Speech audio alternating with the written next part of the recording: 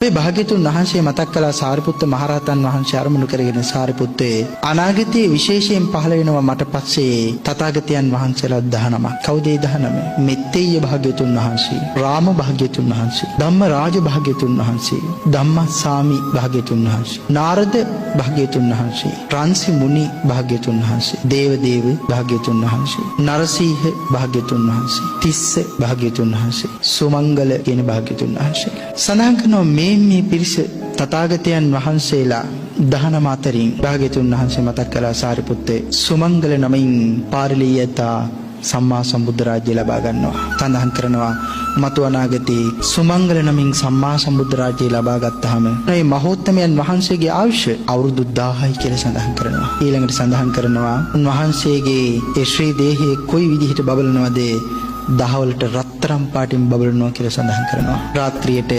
රාත්‍රියට රෙදි පාටින් බබලනවා කියලායි සඳහන් කරන්නේ. අපේ භාග්‍යතුන් වහන්සේ දවසක් සාරිපුත්ත මහරහතන් වහන්සේ අමතර සඳහන් කරනවා සාරිපුත්තේ මගේද මෙත්තේය රාම ධම්මරාජ ධම්මස්සාමි නාරද රන්සිමුනි දේවදේව නරසීහ ඉස්ස යන මේ නව බුදු පියාණන් වහන්සේලාගේ ශාසනයෙහි නිවන් නොලබන්නා වූ අය සාරිපුත්තේ ඒ සියලුම දෙනා සුමංගල සම්මා සම්බුදු පියාණන් වහන්සේගේ ශාසනයේ අග්‍ර ධර්මය අවබෝධ කරගන්නවා කියන කාරණාවයි අපේ ගෞතම භාග්‍යවතුන් වහන්සේ සාරිපුත්ත මහරහතන් වහන්සේ අමතල මේ සඳහන්